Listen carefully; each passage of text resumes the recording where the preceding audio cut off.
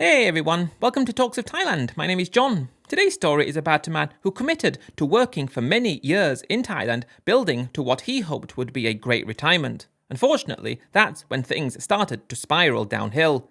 Don't forget to subscribe to the channel if you haven't already, give the video a like, and let's get into today's story. I touched down at Bangkok International Airport on the 1st of February 2005.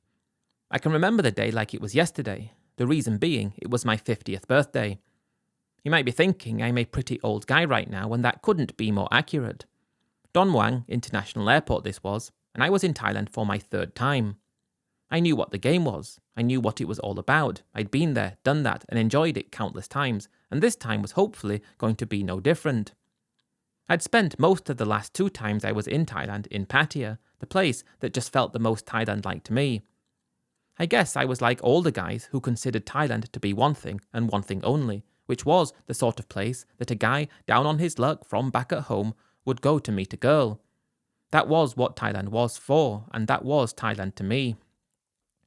It really pains me to see what Thailand's becoming today. It's something, not that it really goes to show how disingenuous many people are, but we can't change the passage of time. We can only reminisce about what things used to be like. I wanted to bring up my third time there because it was the time when I made a really big decision that would affect my life moving forwards. The first 2 times I was there, I had a good time. 2 weeks each time, as I suppose I was getting myself closer to making the decision that Thailand would be a big part of my life and would be a place that I would live eventually. Although I wasn't really at that point yet, it was my third time there that I decided that when I had enough money, I would definitely be retiring to Thailand. I wasn't expecting that to be any time soon. I was 50. I was still working. I still needed to make money. I still needed to save money. I was playing by the old rules of Thailand where money went so much further than it does today, where the baht was so much weaker than it was today, and those were the rules I was playing by as I was coming to this decision. During the 2 weeks that I was there, I also met a girl, I suppose, which hastened my decision.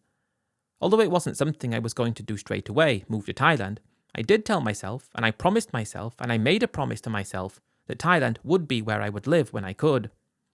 The girl that I met, she was different to all the other girls that I'd met before, and I know how that might sound, because everybody says that their girl is different, but she really was up until this point. During my first 2 times in Thailand, I probably met and spent time with at least 5 girls. She was my 6th girl in Thailand, the first one I met on my 3rd time. There was a girl that I ended up spending the rest of my holiday with the whole 2 weeks. By the end of that holiday, I was already committed to the thought of being with her for the rest of my life. I left, we kept in touch, and I became a regular source of income for her, and I believed everything she told me when it came to what she did. She stopped working in the bar, she stopped meeting other guys, and she just committed solely to me. Why wouldn't I believe that? I didn't at the time know too much about the things that went on and the things that girls did. I didn't know much about that because there wasn't the huge online community that we have today that warns guys about such things. That wasn't available at the time. At the time, you had guys who would tell stories about things that happened, and you'd hear stories through people who had heard them from other people, and you never got the first-hand truth. I always thought that they were a bit exaggerated or taken a bit too far. I spent the whole next year sending money to that girl, and we were speaking not every day because it wasn't very cheap to call at the time. They had cheap packages, but it still ended up putting about £5 a day on, something along those lines, so it wasn't that cheap to top up the phone. But we spoke at least 4 or 5 times a week, and I sent her money up until the point when it came to me meeting her the year after. A whole year had gone by, and I thought that she'd saved herself for me. I thought she'd kept her end of the bargain, like I had. I guess I hadn't really had the opportunity to meet anybody else, because at home I was just another guy who was overlooked. Another guy who nobody would turn and look at again. I was that guy at home, but in Thailand I wasn't. So I kept my end of the bargain, and I thought she kept hers. I was back in Thailand in 2006, although I can't remember the month that time, because it wasn't for my 50th birthday. I was turning 51, or I'd already turned 51 by the time I was there, and she came to meet me at Don Muang. It was like we'd just seen each other the previous day. I believed we'd hit it off straight away again, I suppose, because I was thinking about her every single day, and she was what made it easy for me to go to work, and she was what made it easy for me to do the commute. She was what made life worth living for me during that year that I wasn't there. I suppose I thought that I was doing the same for her as well. I thought I kept her going. She met me, she was great with me, and she was perfect. She was just what you'd want a girl to be who you hadn't seen for a long time. We went to the hotel, and it's like we'd just hitting off on old times. I believed she'd just come down from her village in Isan to be able to meet up with me. I was talking about how things were and how things were going. We spent the first, I would say, 5 days. This could be wrong, can't remember this, but it's a long time ago. We spent the first 5 or so days together of my time there. But she was getting calls all the time during those 5 days on her old phone. Amazing what phones were like back then. So much better than they are today with all this modern technology nonsense that's ruining the world. It was so much easier back then. It was a call and a text and that was it. But she's getting calls and she's not picking the phone up. One time she actually had something like this happen. My memory serves me not great, but it's not as good as I'd like. Could be slightly wrong or slightly off, but that doesn't necessarily matter. Eventually she ended up picking the phone and speaking to a guy in English. She was out on the balcony of the hotel. I was in the bathroom. She thought I was, and I must have come out too quickly for her. I overheard the conversation, "I'll see you soon, and I'll be coming in however long," something like that. I approached her about this, but she didn't want to admit it. She said it was just a friend, and I said no, it's not. Nothing was admitted to. When I had an opportune moment, I took a look at her phone, and there were text messages from all sorts of guys, different numbers, different international codes. It quickly became apparent that she was involved with lots of other guys who were also sending her money. She had a rota of them going on, and this was back in 2006. To start with, I felt devastated by that because I'd sent money to her. It wasn't a fortune, but it was still £150 a month that I'd sent. Over £1,000 that I'd sent her that year, and I'd given her that, and that was my holiday allowance that I could have saved and had a better time with and could have gone for longer. But all of a sudden, I found out these things. When I saw the phone and I approached her about it and asked her what was going on, it was undeniable. She just said the typical things that girls say. I need money, need to look after family, all these nonsense things. I didn't care about that. As far as I was concerned, based on what I knew about Thailand and based on the things that I had already understood about Thailand, £150 a month was more than enough for her to be able to tick over until I came back. She didn't need more. I just didn't realise that there was such greed in Thailand at the time, or even today. I didn't realise that greed in Thailand was so endemic. They were the be-all and end-all for them. They belonged with each other. The greed was systematic, I felt. I just couldn't believe that she'd elevated herself in her own mind to a point where she needed to take money from multiple guys and make multiple guys believe that she's in love with them when she wasn't. It was soul-destroying, but it opened my eyes to Thailand a little bit more and made me understand that, okay, you might meet a girl in a bar, you might fall in love, you might think that she's everything to you, but are you everything for her? I believed in that situation that I was until I found that out, and now I wasn't.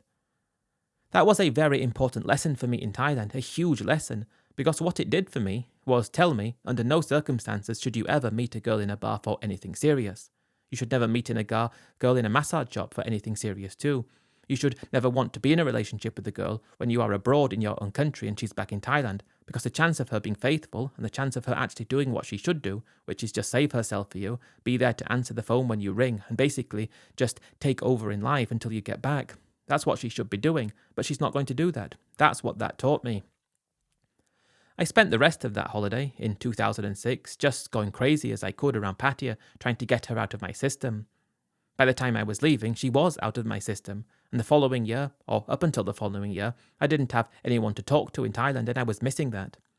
Of course, I was dreaming about Thailand most days, thinking about being there and living there, and that was what I was going to spend the rest of my life. I wasn't close to that yet, though. I wasn't thinking about that yet.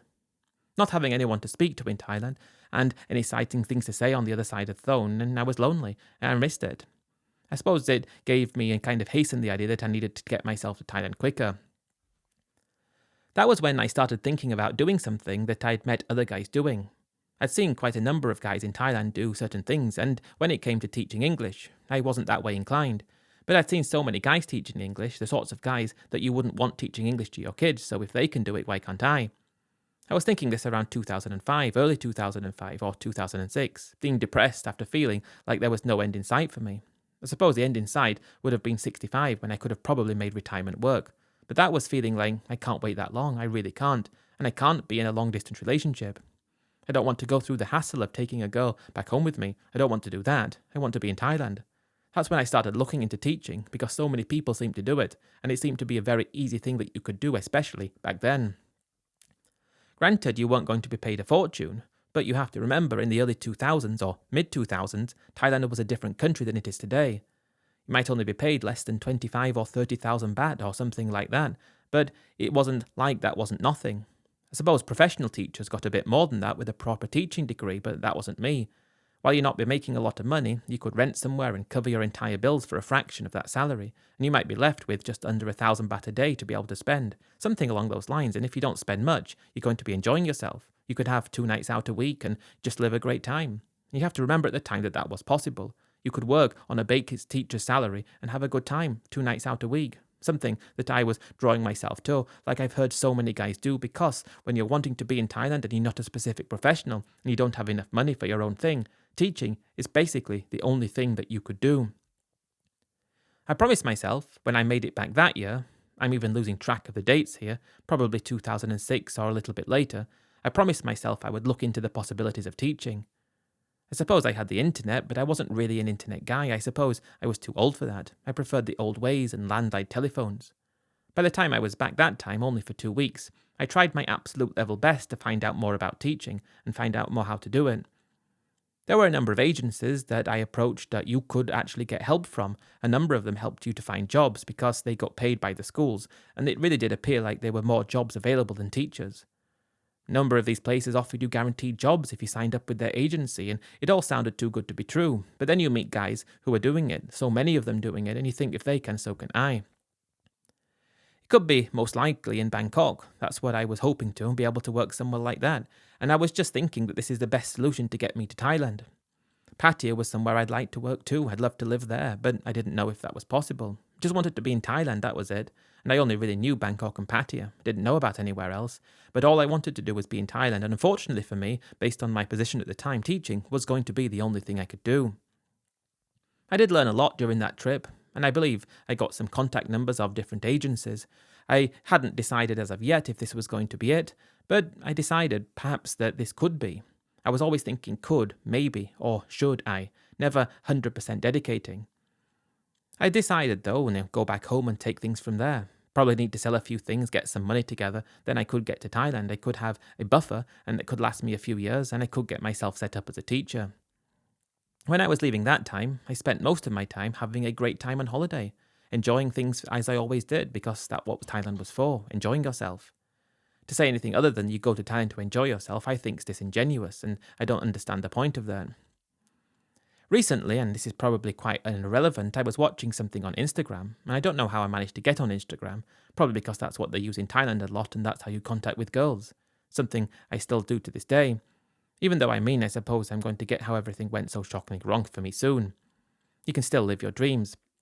But something that really perverted me not very long ago, I was watching this young guy saying about how these old guys go to Thailand for the girls as if that was a problem.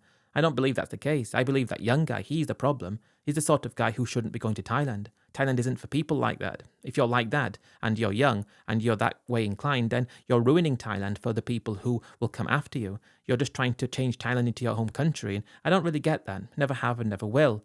So I just kind of thought to myself, when I'm that age, and when I was that age, I wish I could have experienced Thailand like these older guys were experiencing. And I believe the younger guys should look at the older guys and try and fit in and mould it to there so we can keep the country the same. So I suppose that's something that I kind of get disillusioned by, even though I shouldn't do. But that's kind of irrelevant to my story, but I just felt like I had to get it out there.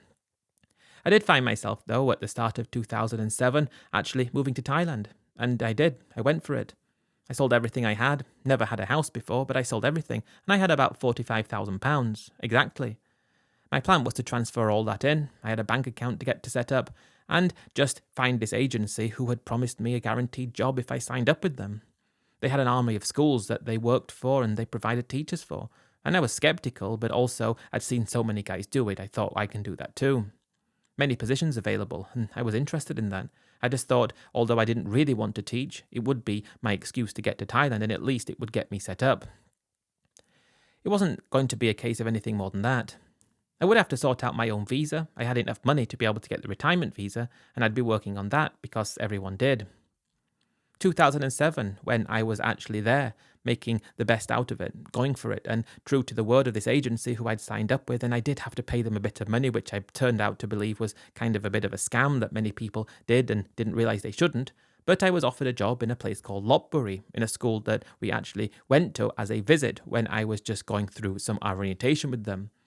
Went up to look at the school, and I just didn't want to do it though. It was fun to go up and look originally when we were on that trip, but I didn't really pay much attention to it when I was there. But when I went to look and I didn't want to live there, I just didn't want it. I held out hopes though that they would give me a job in Bangkok. And although it took a couple of weeks and I was getting a bit nervous that they'd scammed me because this guaranteed job hadn't actually come to fruition, I would have lived everywhere, I suppose, but then again I wouldn't.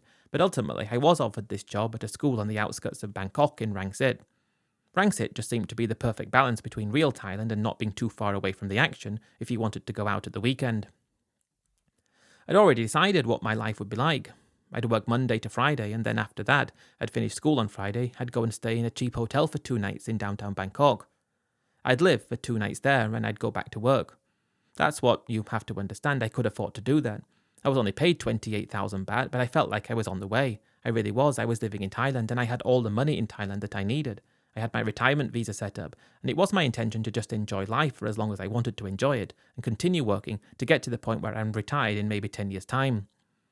I think I planned to teach for 10 years and then start saving eventually. I planned to do extra teaching work at some point. I planned to do extra lots of things. I knew I wasn't going to be able to get to retirement solely on that teacher's salary.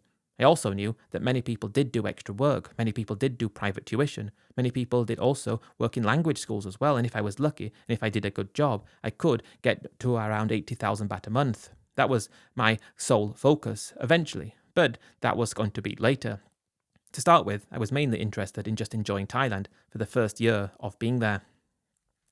So that's what I did. I rented a very cheap place in Rangsit. It had air conditioning, which was good enough for me, but it was very, very cheap. I can't remember the exact price, but that doesn't matter. That allowed me to fulfill the dreams of living life that I'd always wanted. I was living in Thailand. I was spending 2 days a week in downtown Bangkok, staying in a 600 baht a night hotel, spending 3,000 or 4,000 baht a night. I could afford to do that because when I was teaching, I wasn't making a lot, but I wasn't spending a lot either.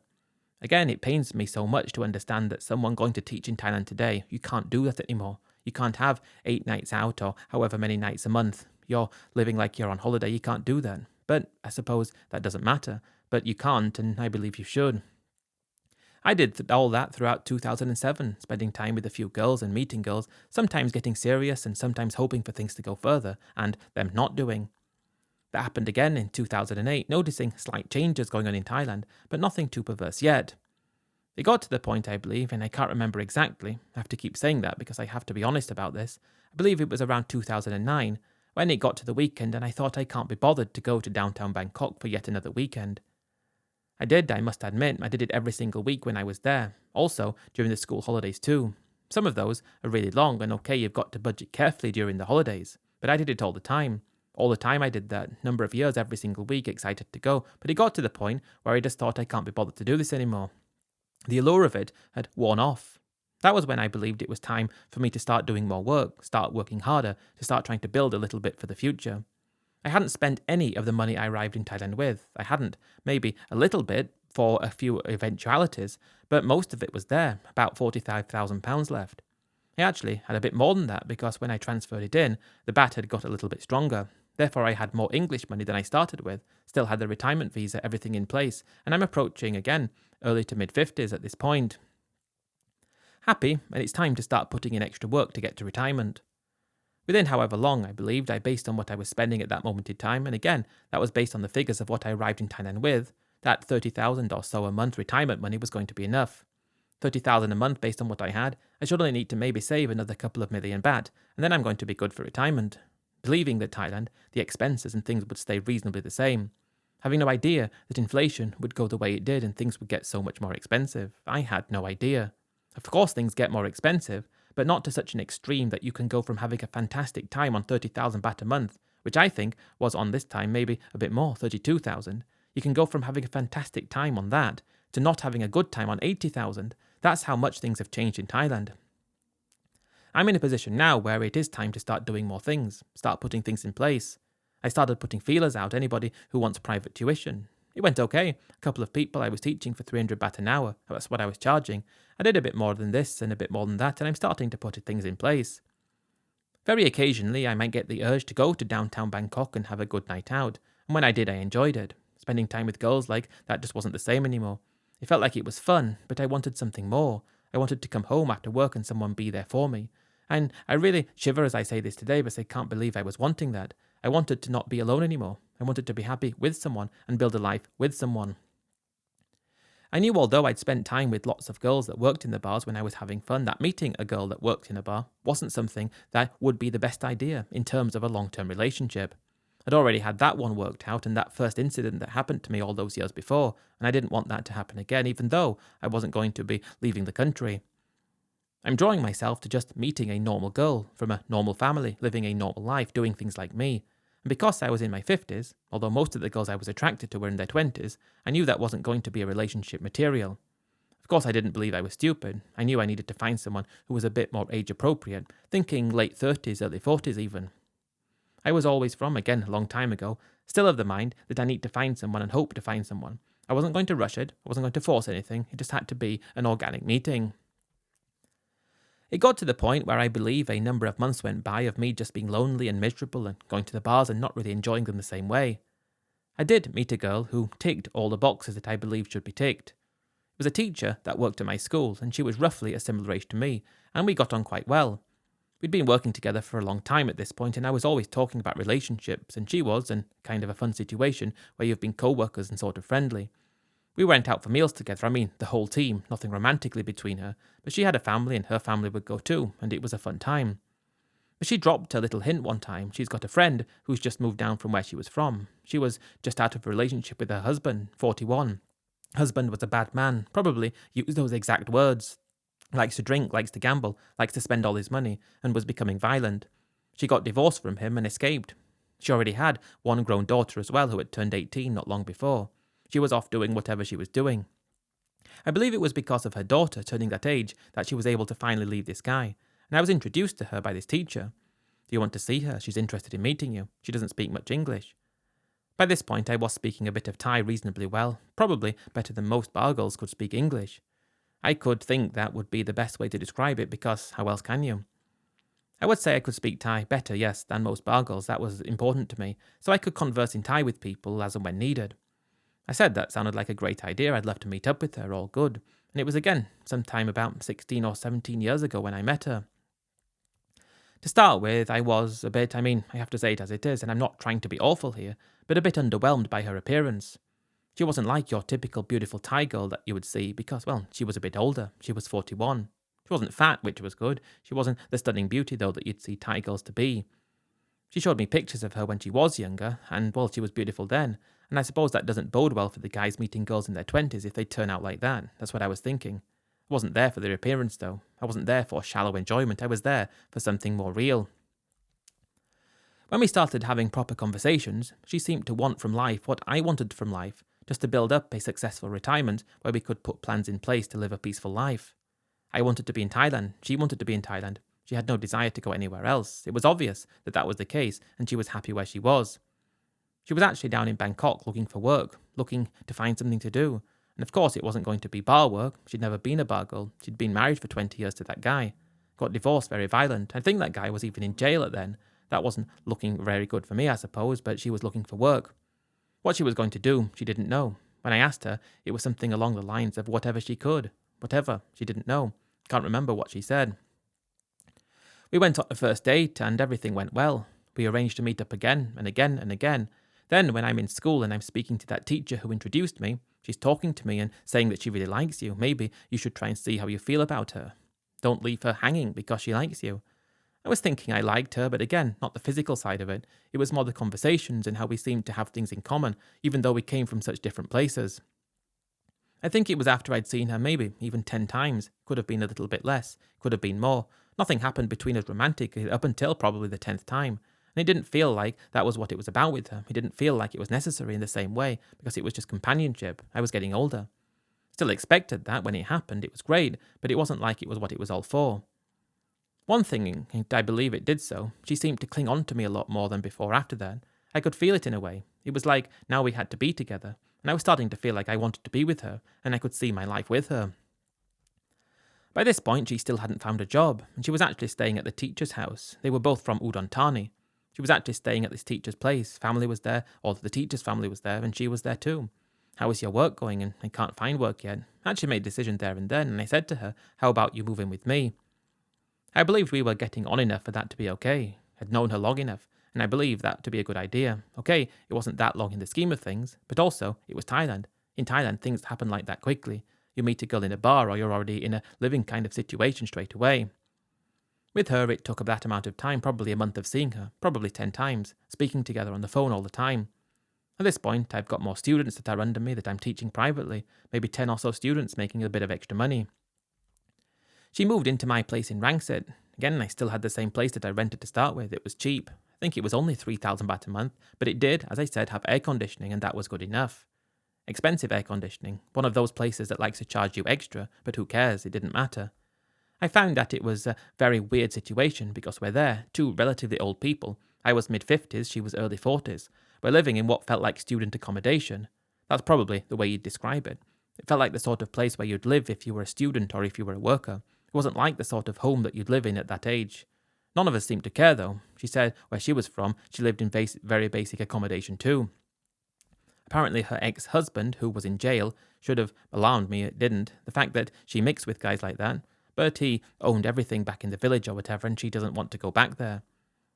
Then I'm finding out that she went to live in his village, which was still in Udon Thani, probably on the other side of the city, so it's something like half an hour away from her village where she was, and her daughter was going to university in Bangkok.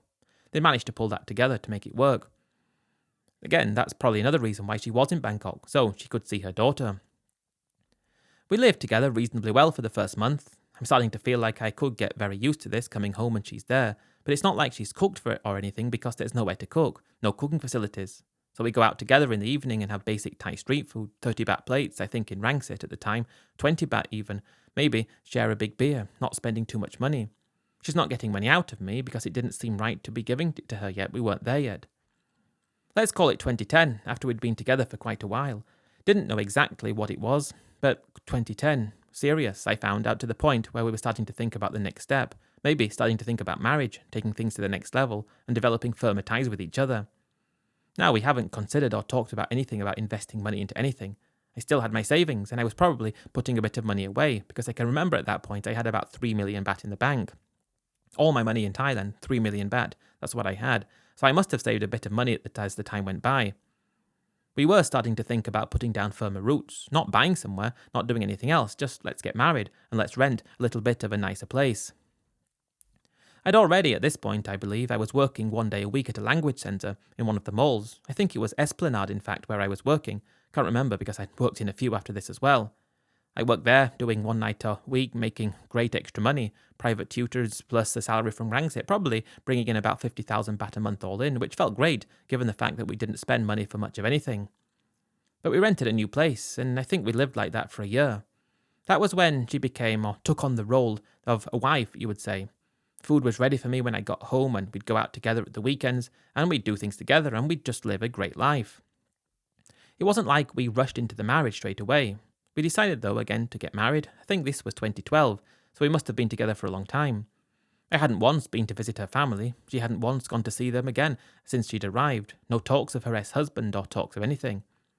I'd even met her daughter, and she seemed very nice and friendly enough, and it wasn't like I was giving money or paying for anything to anyone. She didn't want money from me, she just wanted to be with me. I think she was interested in marriage, I suppose, and I'd never been married before, never thought I would come off for me, but we did decide to get married in 2012. It's going to be the thing that would bring us even closer together. It felt great on the one front to be going up to visit the family for the first time. I'd only been to Isan once before, and I can't even remember what that was for. I can't remember at all, but I was now there in Udon Thani. I have to obviously say it's very obvious that there was no talk of sinsort. I knew all about this. I'd spoken to lots of other guys, most of them teachers, who had said the perils of dating and the perils of this and that. I knew what to look out for. So that wasn't something that was going to be talked about, and it wasn't. She was already old for that. The family just seemed to be happy that she'd met someone. When I say family, it wasn't like she had a huge family. She had a mother, her father had already died, she had one aunt, and that was it. Her grandparents only had 2 children, her mother and her aunt. She had a few cousins, but most of them weren't even living there, so it wasn't a huge extended family. It felt great to be able to meet them, though, and to be introduced to the area. And in a way, it kind of felt like, again, where things go from here and many guys go. It kind of felt like this is the area that had retirement written all over it. Bear in mind, in Rangsit at the time, 2012 or so, we were spending probably 25,000 baht a month between us. That was it. That was the accommodation. That was going out for street food, lots of other times going to do different things and some shopping. Didn't have insurance, which I should have had, and I didn't have a work permit, but I was working. Should have had that too. But about 25,000 a month, and I was earning 50, which meant you're putting away quite decent money. Not a fortune, but enough. If every year I work I save, then that's great. Where we were in Udon Thani, it just felt like it was retirement. The place we'd rented in Rangsit, the second place, it wasn't really much of anything. 4,500 a month, a room and a kitchen and a living room. Very Thai style, very basic, not really that great, but again, we didn't seem to care about that. But now we're looking at Udon Thani. Suppose it was one of the things that I'd heard other guys talk about. How many of them? I mean, at least 3 of the teachers that I'd met had gone to live up in the sticks when they'd retired because it just seemed to be the step things did. It seemed to be move there and move here. I suppose it was just something that people did, go and live with their wives in the village. We started looking, and then I met a guy. I suppose one thing that made things even more serious about this idea was when I met him. When we were getting married, we did everything the Thai way. Didn't cost me a lot of money, because it didn't need to. Not concerned about that, but I met a guy actually who came to the wedding who was another foreigner who lived in the village, married to someone from there. I believe it was Germany he was from. This guy must have, been there for a long time. Must have been some kind of distant relative to the family, although she didn't say it was family, but kind of seemed to be the case. Nice to meet you, and seems to be happy with his life, and he asked if I wanted to go and look at his house. He should have said his wife's house, shouldn't he? He said my house, and I said let's go for it. After the wedding, the following day, probably a few days later in fact, because it took a long time getting over that Lao cow, we went to go and see this guy's house, and he had this palatial place, nothing I could have ever afforded. When he told me that it was only about 3 million baht that he spent for it, so basically everything I had, it was huge though, palatial, 6 bedrooms and everything like that, but he built it a while ago and things had gone up in price since then. But I'm starting to understand that for 1 million baht, we could have what we needed, that could be a really nice place, beautiful place to live, awesome in fact, nothing close to what we'd be able to have in Rangsit or Bangkok. That was what was very popular. I think the seeds, though, were planted at that time when we were getting married in 2012 or so, and I mean it was then, because I've got the paperwork to say it was, and it was like this could be where retirement will be. Up in Udon, in her village, 1 million baht could build us a house. She already had a little bit of land that was left to her by her father, nothing that would cost us any money. It was on the outskirts of the village. I mean, the village is a very small youthfulness. It was quite a big town-style village, very villagey though. I don't know if that makes sense. It was on the ring road. It wasn't even a ring road. It was just sort of like a ring road that went all the way around the village. And it was right next to that, right on the roadside. A paved road as well. And she seemed to make a huge emphasis on the fact that it was a paved road, as if that meant something big. Houses on a dirt track aren't as good, or on land on a dirt track isn't as good, but the paved road was. That's what she kept saying, and apparently it's good if you want to have a shop next to it. Whereas like where I was from, people wouldn't want to be right next to the road. But it appeared in Thailand like people did want to be next to the road for whatever reason, perhaps because they could have something next to it to sell things. I asked her what's her opinion about living somewhere like this. This again after we'd been to see the guy's house. That's something we both seemed to be drawn towards, and we decided that we would seriously consider it. What happened then though was I'm coming to terms with I've got this 3 million baht. If I continue working like this for another year, I could probably have 3.3 million based on my savings rate at the time. I was starting to think, why don't we just move there now, and I'll try and find a job locally. That never happened, it never did. So I should say that straight away. But the thought of being able to live in a lot nicer place, I mean we could have lived in a nicer place in Ransin, we could have afforded that, but we wouldn't have been able to save as much money. I wanted to be able to save decent money, because I was putting the time in. I knew I needed to get to retirement, and I knew I needed to have some money again based on how much Thailand cost at the time, and what I spend. But I didn't need a lot, and it's something that we're talking about as time goes by. We go up and visit quite often, especially in the school holidays, go to see, and it gets to the point where I'm really having a good time with her. We're married, we're happy, and we go away occasionally to places like Koh Samet and Koh Chang and also Koh Samui. We find that when we go there, we're just spending way too much money. And it doesn't make sense to spend that money when we could be saving it or putting it towards our retirement plans and putting it towards a place where we could both live. It got to the point, probably another year or so later, where we actually decided, let's just move there now. Let's put a plan in place where we're able to do that, to see us out, give us the best chance of a great retirement. I was always open to the possibility of teaching in that area, although as I said, that never happened. I found out that weren't necessarily schools in the vicinity, it was just something that wasn't going to be the case. But it got to the point where we just decided we wanted to do it. After we had done it, we were living there, 2015, I'd spent money for the house, we bought a really old car that at least was serviceable, and I had at this point about 2 million baht savings, given the fact that in Rangsit we were spending 25,000 a month including rent, plus spending going out and things in the village. We worked out we could probably spend 20,000 a month or less. It was quite clear, I believe, that that was going to be possible. 20,000 baht a month, what's that? 240,000 a year, so we're talking about nearly 10 years of living expenses. We were there, hoping to be able to make some extra money there too. That was, I suppose, where the problem was. That was where the ideas to try and do something there to make a little bit of extra money for retirement, that's where everything fell apart. Unfortunately, I have to say it as it is. The sad thing was that we didn't really need to do anything. I mean, in the meantime, I suppose we did eventually because 10 years would have been long enough to be able to get us to 10 years, but then what happens after that? It was the idea, though, that we only need such a small amount of money that we don't need to make a lot. Therefore, if we just start something and build something together, if we make 10,000 baht a month, that's basically all the extra money we need to make investing without a lot of money. That should be perfect and all we need. I was always thinking about spending as little money as possible. I never spent a lot. She didn't seem to want to spend a lot too. She just seemed to want to settle down. She didn't have much when I met her. She'd come out of that relationship, didn't have much throughout that too, and she seemed to want, not more than anything else, just to be okay together with me, and that's all I wanted too. We were there in 2015, and I'd been living in Thailand for a long time at this point. I spoke very good Thai. I wouldn't say I was fluent, but I spoke very well. I talked to people in the local area. Okay, they spoke a different dialect. They spoke a different version of Thai, more like Lao, I think they would, you call it, the Isan dialect, and they started to pick that up too. But it's not like we rushed into anything. From 2015, we were living in the house, spending, I think, our average during that first year was only 17,000 baht a month, which wasn't a lot of money at all. I'm learning all about the village life. I'm learning about how things work there. She's teaching me about things and showing me things and doing things, and everything seems to be pointing to the fact that, okay, let's just have something to tick us over. It was her idea too, and I can't believe that I even thought it was a good idea. But it was her idea to do some farming, to buy a bit of land and to farm it. There were people growing things in the area, and it wasn't necessarily rice. I mean, they had rice around, of course they did. People seemed to grow things that other people didn't in the area. Lots of people grew lots of different things. I think that we were drawn to growing, and I can't believe it because I didn't know at the time that it was quite popular, but she said she wanted to grow potatoes. That's what she called them. But they weren't potatoes at all. They were like this yam type of thing that grows in the ground, and if we bought a rai of land, it should make, I believe she said, about 25,000 in a year. Not a lot of money, because the rai of land was 100,000 baht, but why don't we actually try doing something like this?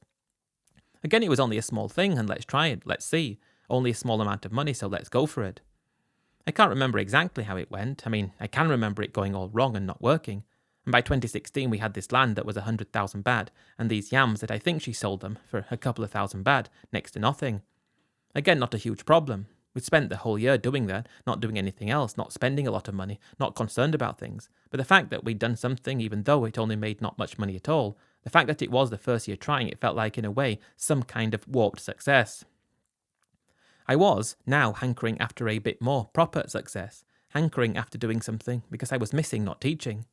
I did, like I said, start looking into teaching, but I just couldn't find anything in the area, so that was written off. The biggest mistake from there was deciding that the best thing to do is to buy some more land to grow more things. Okay, yam didn't make as much, but it was dipping our foot in the water to the business and dipping our foot in trying to do things. We ended up buying a few more rai of land. This was a little bit more expensive and growing some papayas.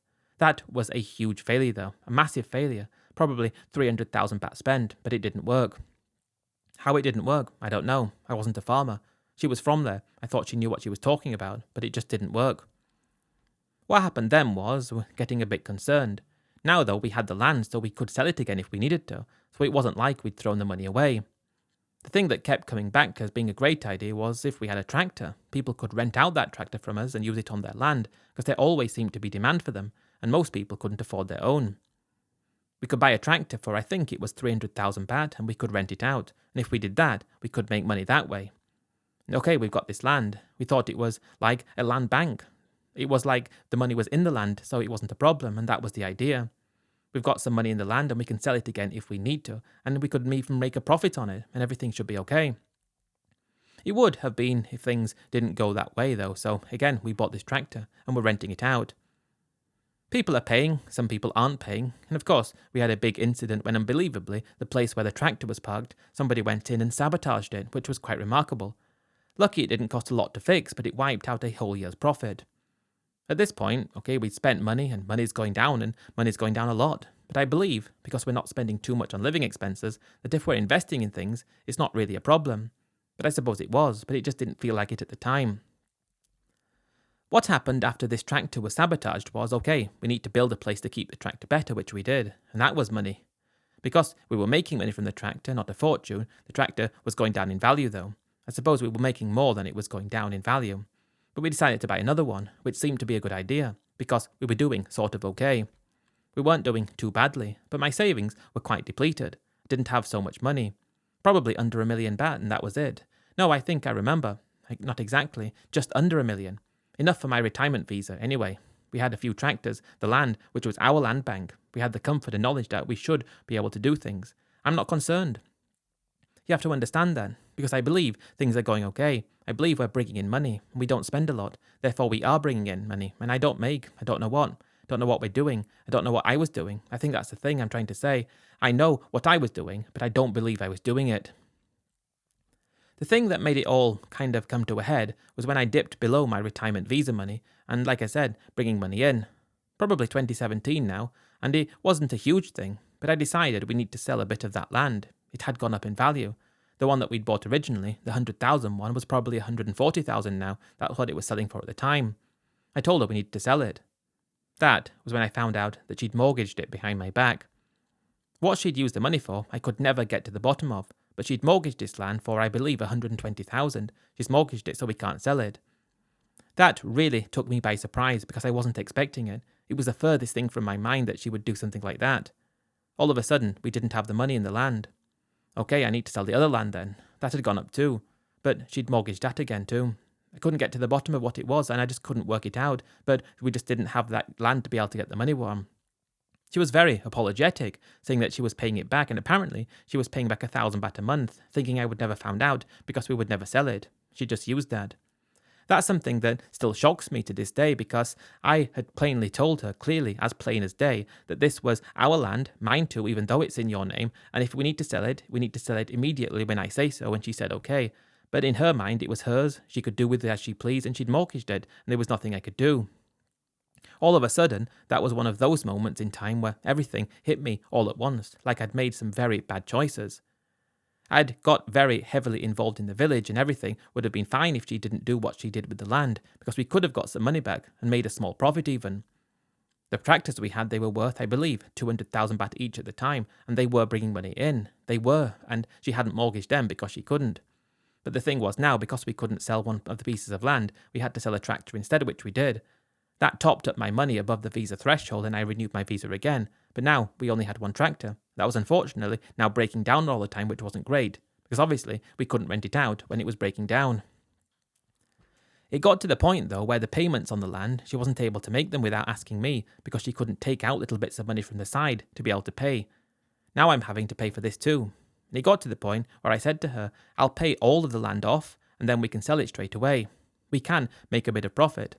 Even though you've done that, and I have to pay for it, I'm going to have to go out of pocket for it and do it. And she said okay. And that felt very uncomfortable. But I paid back both those loans on the land, and those 2 pieces of land, and I think I had about 300,000 baht to my name after that. 300,000 baht, that was it. Paid off those 2 loans, went to sell the land, and well, I don't know what to say. She'd done it again. We didn't sell it straight away, and she did it again. And I couldn't get to the bottom of where the money was used and what she'd done and why she even thought it was a good idea. I mean, I have my theories. Something to do with her ex-husband, something to do with family, something to do with her trying to get rid of me, something to do with, I don't know. She wouldn't say. She went to mortgage the land again as soon as I'd paid it back and got the money. And it's like she somehow had this land and believed it was hers, but she couldn't pay it. When that happened, I knew I'd made the error of a lifetime, and I'd just thrown away this retirement that I'd had by trying to be someone that I wasn't, by trying to do things that I shouldn't have tried to do, and trying to live a life that many guys seem to try to live. I just couldn't believe that I'd fallen to such lows. Okay, we had one tractor, but I didn't know her anymore. I didn't feel like she was my wife anymore. She'd done that once and I overlooked it and I forgave it, but she'd done it again, probably 3 months after I'd paid it back when it hadn't sold. Apparently, she said it was some kind of emergency and she wouldn't tell me. And it was awful because 300,000 baht after 3 million started with 3 million, now I've got 300,000. Okay, we've been there for a few years, but it was a huge fall from grace because I just couldn't continue the retirement anymore. And that was one of those things that I just couldn't comprehend how it had happened. How had I let it happen? How had it happened? All of a sudden, to lose and only go down to 10% of what you started with when you believed you were going to have so much more, not enough for the retirement visa anymore. It's one of those situations that you didn't even comprehend because it was the furthest thing from your mind. When that had happened, I didn't see her in the same way anymore, and I didn't want to be with her anymore. But I tried to make it work for as long as I could because of the money and because I could still last a while. I was desperately trying to find a job, but I couldn't, and it ended up with us getting divorced. I got divorced, left back down to Bangkok with 300,000 baht. Okay, I can live on not much money because I had proved to be able to do that for such a long time before, but I'm finding I don't really recognize Bangkok anymore. I tried to go out to the bars and it's so much more expensive than it used to be. I tried to do that, and everything it came to a huge, catastrophic ending for me so quickly because of the stupid decisions I made together with her, who I shouldn't have allowed to have decisions. But she had them, and what had happened to me had happened, and I couldn't do anything about it. That's how I threw it all away in Thailand. I threw it all away, based on stupid dreams and stupid ambitions. If we'd just not done anything, my money would have probably run out 5 or 6 years later, which would have meant it would be running out probably around about now, in fact.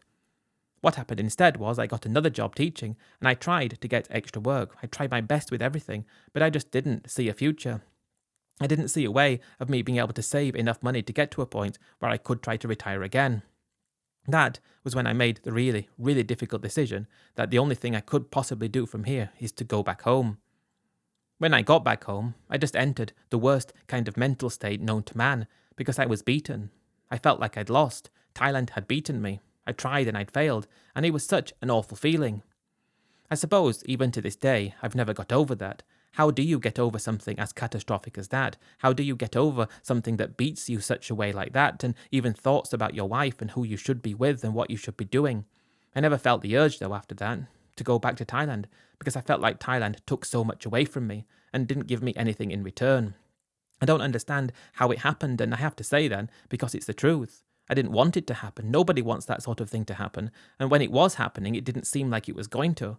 But it was just a lack of trust, or too much trust I placed in her, and her lack of respect for that trust, which I believe caused the ultimate downfall. And perhaps something would have worked out if it didn't happen like that, but it never did.